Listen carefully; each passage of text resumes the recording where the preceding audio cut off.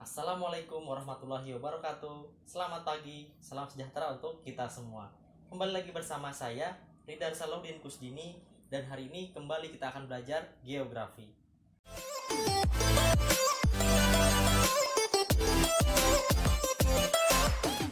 Sebelum kita memulai belajar kita pada hari ini, alangkah lebih baiknya apabila kita memulainya dengan berdoa. Jadi marilah kita berdoa sesuai dengan agama dan kepercayaan kita masing-masing. Berdoa dimulai. Pada pembelajaran kita hari ini, kita akan melanjutkan belajar kita pada pertemuan sebelumnya. Hari ini kita akan belajar tentang konsep geografi.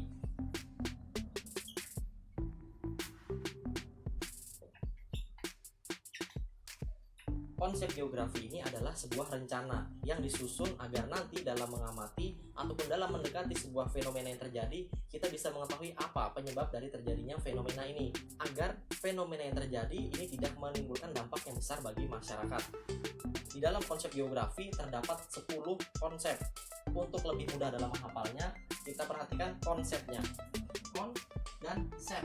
Sep ini bisa kita tambahkan sedikit kata, jadi 10. Karena konsep geografi ini totalnya ada 10, jadi 10 konsep 10. Karena konsep geografi totalnya ada 10. Saya punya trik agar kalian bisa dengan mudah menghafal semua konsep geografi dengan mudah. Jadi caranya seperti ini. Kita cukup mengurutkan abjadnya saja. Yang pertama adalah J, lalu K, lalu M, N, lalu selanjutnya P, D, I, yang terakhir ada 2, kait dan aglo. Ini adalah 10 konsep geografi. Ada J, K, L, M, N, P, D, I, lalu kait dan aglo. Baik, selanjutnya kita akan belajar untuk memahami masing-masing konsep ini. Jadi silahkan kalian siapkan buku catatan kalian, buku paket dan buku LKS, sehingga nanti kalian bisa mencatat dan lebih memahami tentang materi-materi yang akan kita pelajari hari ini. Konsep geografi berkaitan tadi dengan rencana. Kenapa harus direncanakan? Karena dalam kita memahami setiap fenomena nanti pasti akan mengeluarkan biaya, mengeluarkan usaha. Jadi apabila tidak dikonsep, apabila tidak direncanakan, maka nanti mungkin dalam kita memahami setiap fenomena itu tidak akan berhasil, ataupun hasilnya tidak akan sesuai dengan apa yang kita harapkan. Oleh karena itu, kita konsep dulu bagaimana cara kita untuk bisa memahami fenomena yang terjadi di muka bumi. Konsep yang pertama adalah konsep J. J ini adalah untuk konsep jarak. Oke, yang pertama adalah konsep jarak. Konsep jarak ini dibagi menjadi 2. Ada absolut, lalu juga ada jarak relatif. Manfaat dari konsep jarak ini adalah untuk kita bisa mengukur jarak antara lokasi kita dengan lokasi tempat terjadinya fenomena tadi. Jadi kita bisa merencanakan, kita bisa memperhitungkan apa alat transportasi yang kita bisa gunakan untuk menuju ke daerah terjadinya fenomena tadi. Jarak absolut ini adalah jarak yang tetap. Oke, jarak yang tetap. Lalu menggunakan satuan jarak seperti meter, lalu kilometer, mil, atau feet, dan masih banyak lagi satuan jarak lainnya. Jadi untuk jarak absolut itu menggunakan satuan jarak seperti ini. Lalu untuk jarak relatif ini sebaliknya, bukan menggunakan satuan jarak seperti ini, tapi menggunakan satuan waktu. Daya tempuhnya bisa kita menggunakan satuan waktu seperti menit, lalu jam, hari, lalu ada minggu, bulan, tahun, dan seterusnya. Jadi satuan jarak absolut menggunakan satuan jarak seperti ini, satuan jarak untuk yang relatif menggunakan satuan waktu seperti ini. Contohnya apabila terjadi fenomena, suatu fenomena yang misalkan lokasinya jaraknya adalah 5 km dari posisi kita sekarang. Berapa jaraknya misalkan? Ternyata 5 km. Nah, 5 km satuannya satuan jarak, berarti ini adalah jarak absolut. Absolut karena menggunakan satuan jarak seperti ini. Jarak ini tetap jaraknya tetap 5 km. Setelah diukur jaraknya adalah 5 km. Lalu apa bedanya dengan relatif? Relatif menggunakan satuan waktu. Jarak 5 km dari posisi kita sekarang dengan fenomena itu bisa saja akan berbeda-beda. Apabila misalkan kita tempuh ataupun kita menuju ke lokasi fenomena menggunakan sepeda motor. Jarak 5 km yang absolut tadi kita tempuh menggunakan sepeda motor, mungkin nanti waktunya kurang lebih 10 menit menggunakan sepeda motor. Lalu bagaimana apabila kita menempuh jarak 5 km ini menggunakan mobil? Apakah lebih cepat atau lebih lambat? Atau bahkan nanti apabila kita menuju lokasi tersebut menggunakan sepeda biasa atau lari? Nah, jadi nanti lokasinya jaraknya akan berbeda-beda. Tidak hanya 10 menit. Jadi 10 menit ini bisa berubah. Kalau lebih cepat bisa mungkin 7 menit atau sampai bahkan 5 menit saja. Nanti apabila kita menempuhnya dengan jalan kaki atau lari mungkin lebih lama lagi. Karena ini pakai sepeda motor 10 menit, kita lari ataupun jalan kaki mungkin bisa sampai 30 menit. Nah, seperti inilah maksud dari jarak relatif, bisa berubah-ubah sesuai dengan alat transportasi yang kita gunakan. Jarak absolut tetap karena satuannya jarak, menggunakan satuan jarak seperti itu. Lalu konsep yang kedua adalah K. Konsep K ini adalah untuk keterjangkauan.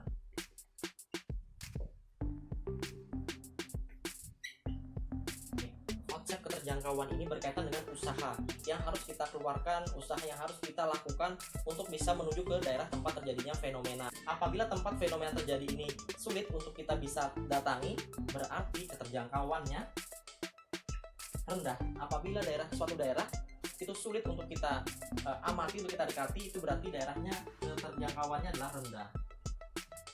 rendah untuk wilayah yang sulit.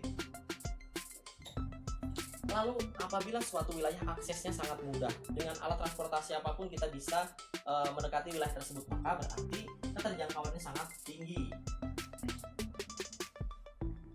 atau mudah. Namun keterjangkauan ini bukan hanya berkaitan dengan transportasinya saja. Ada hal-hal yang lainnya yang bisa mempengaruhi keterjangkauan. Lalu ini berkaitan dengan sosial di wilayah tersebut.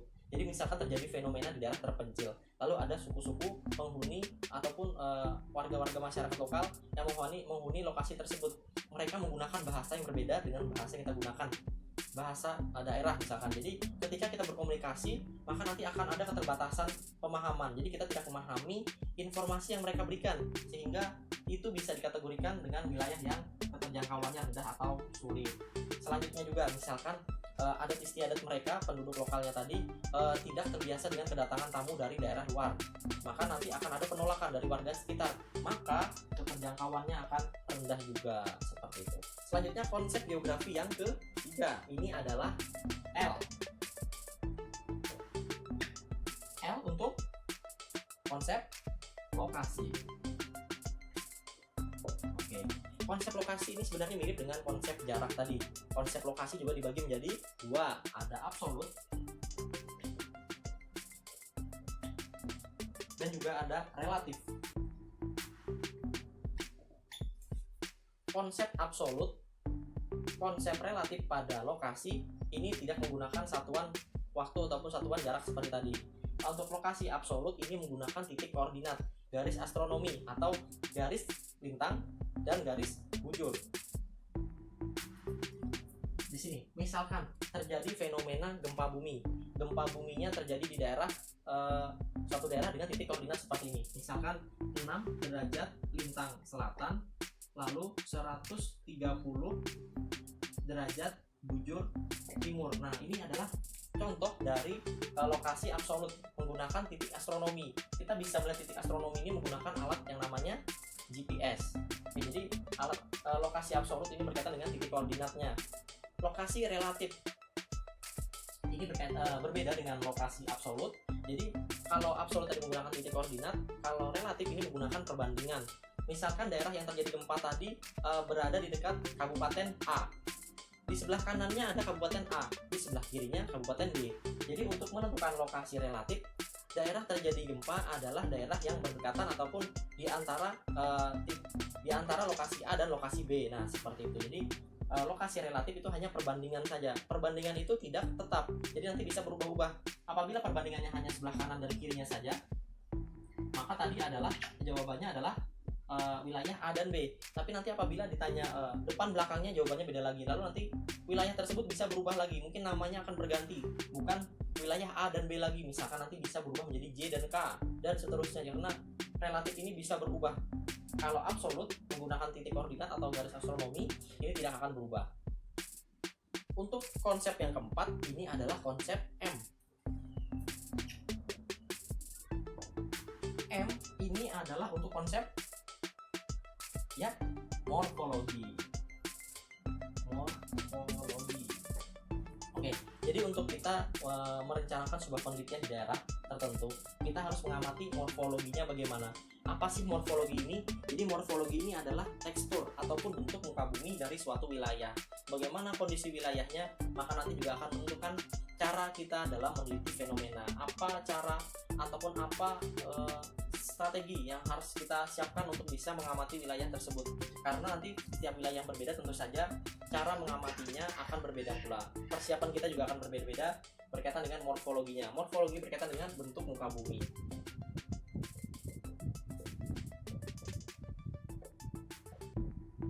Oke, bentuk muka bumi misalkan ada daratan tinggi, ada dataran rendah, ada sungai, ada danau, rawa-rawa, gunung, pegunungan, perbukitan. Nah, seperti itu adalah morfologi bentuk muka bumi.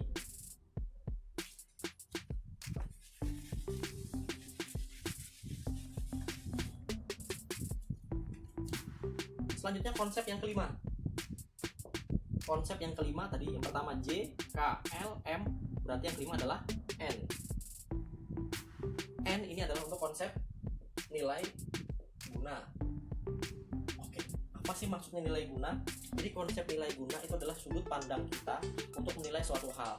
Apakah hal tersebut bermanfaat, apakah hal tersebut memiliki nilai yang tinggi, ataupun biasa-biasa saja. Misalkan kita sebagai guru ataupun sebagai murid, pelajar, guru tugasnya adalah untuk mengajar, siswa tugasnya adalah untuk belajar. Guru bertugas di sekolah, siswa juga belajarnya di sekolah. Berarti apabila kita memandang sebuah wilayah, misalkan pegunungan,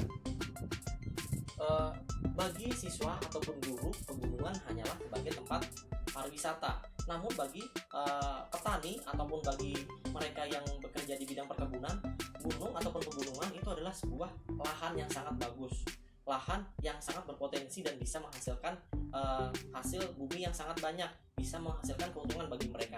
Namun kita hanya memandang sebagai tempat rekreasi saja. Tidak di gunung pun tidak apa-apa, kita masih bisa berekreasi di pantai, masih bisa berekreasi di tempat-tempat hiburan yang lainnya. Jadi bagi kita gunung ataupun pegunungan itu bukanlah hal yang sangat menguntungkan ataupun bukanlah hal yang sangat bagus. Namun bagi petani dan mereka yang berkebun, lokasi gunung ataupun pegunungan itu sangat strategis untuk mereka dan sangat menguntungkan bagi mereka, karena itu adalah lokasi mereka tempat bekerja dan mereka dapat menghasilkan pendapatan yang banyak dari pegunungan tersebut. Lalu selanjutnya konsep yang ke-6.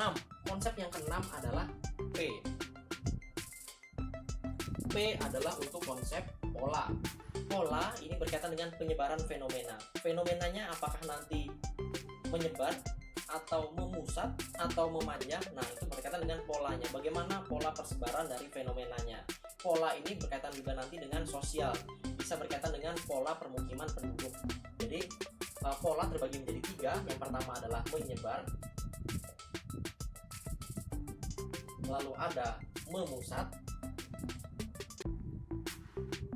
dan yang terakhir adalah memanjang. Oke, begitu pula dengan permukiman. Permukiman ada yang menyebar, jadi titiknya berpisah-pisah, ada rumah yang berpisah-pisah. Lalu untuk di daerah yang datarannya rendah, maka nanti rumahnya akan lebih memusat. Seperti di kota Banjarmasin itu memusat. Lalu beberapa titik perumahan di kota Banjarmasin juga ada yang memanjang, baik memanjang mengikuti aliran sungai atau memanjang sepanjang jalan. Itu tadi adalah contoh dari pola persebaran fenomena baik yang fisik ataupun yang sosial. Selanjutnya konsep yang ke-7. Konsep yang ke-7 adalah konsep D. D untuk diferensiasi.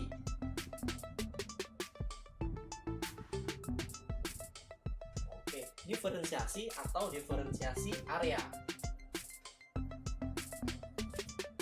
Diferensiasi area ini berkaitan dengan different atau perbedaan antara masing-masing wilayah yang berbeda, area yang berbeda, maka nanti potensinya akan berbeda pula. Daerah yang berbeda, maka nanti fenomena yang terjadi akan berbeda juga.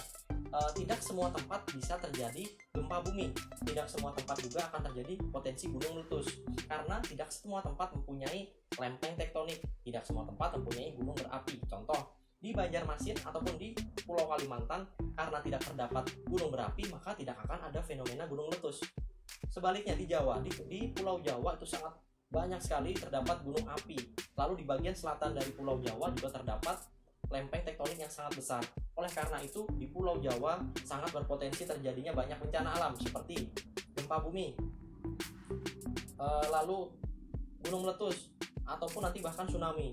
Jadi karena wilayahnya yang berbeda, kondisi fisik wilayahnya yang berbeda, maka nanti potensi yang terbentuk di wilayah tersebut akan berbeda-beda juga. Selanjutnya konsep yang ke-8 adalah konsep I atau interaksi interpendensi.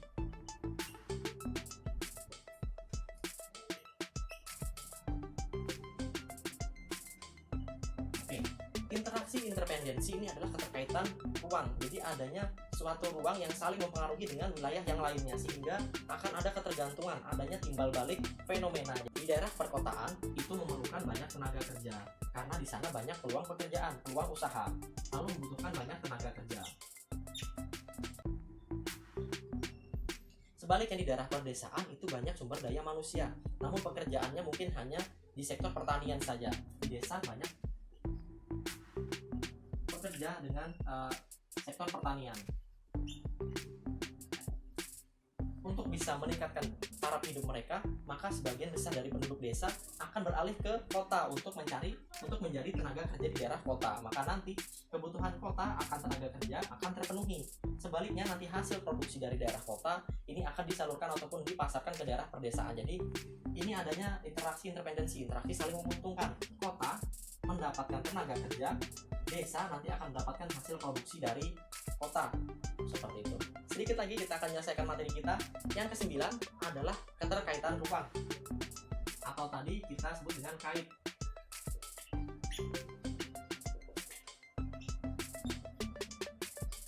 Oke.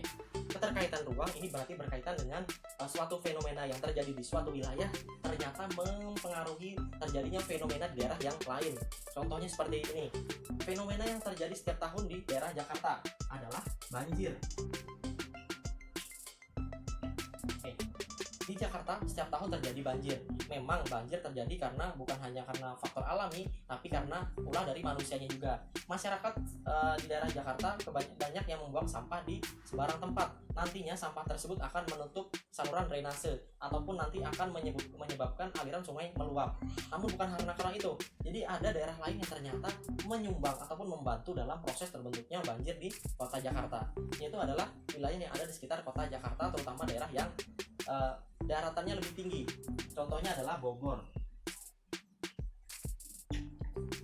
Oke. Kota Bogor ternyata ketinggian wilayahnya lebih tinggi daripada kota Jakarta. Jakarta ini merupakan dataran rendah, bahkan cekung sekarang. Lalu kota Bogor, ketika terjadi hujan di kota Bogor, maka nanti airnya akan mengalir ke daerah yang lebih rendah. Karena daerah yang lebih rendah dari kota Bogor adalah kota Jakarta, sehingga nanti airnya akan mengalir ke Jakarta. Sebagian airnya akan mengalir ke Jakarta, sehingga air kiriman dari kota Bogor tadi akan secara tidak langsung membuat kota Jakarta ini menjadi banjir. Seperti itu. Adanya keterkaitan ruang antara kota Bogor dan kota Jakarta yang mengakibatkan banjir di daerah Jakarta. Konsep yang terakhir adalah konsep aglo. Aglo itu untuk konsep aglomerasi. Konsep aglomerasi ini adalah konsep yang menggambarkan suatu fenomena yang terjadi dan menumpuk, yang menggumpal ataupun terpusat di suatu wilayah saja. Aglomerasi ini berkaitan dengan pengumpulan fenomena, pemusatan fenomena. Jadi ada sebuah wilayah yang ternyata mempunyai potensi terjadinya banyak fenomena, misalkan fenomena fisik. Jadi suatu wilayah mempunyai potensi banjir misalkan. Lalu ada fenomena gempa bumi. tanah longsor,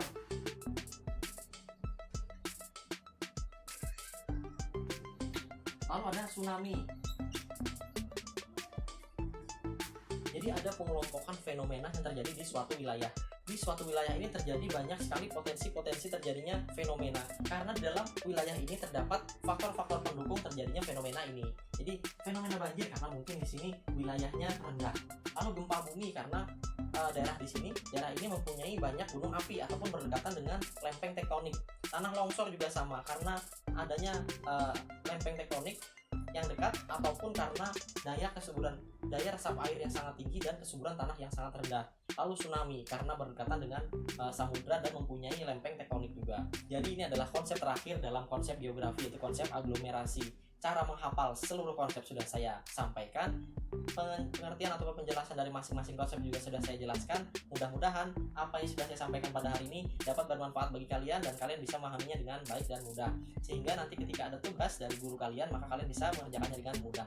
Terima kasih atas perhatiannya, mohon maaf apabila ada salah kata. Wassalamualaikum warahmatullahi wabarakatuh. Selamat pagi, salam sejahtera untuk kita semua.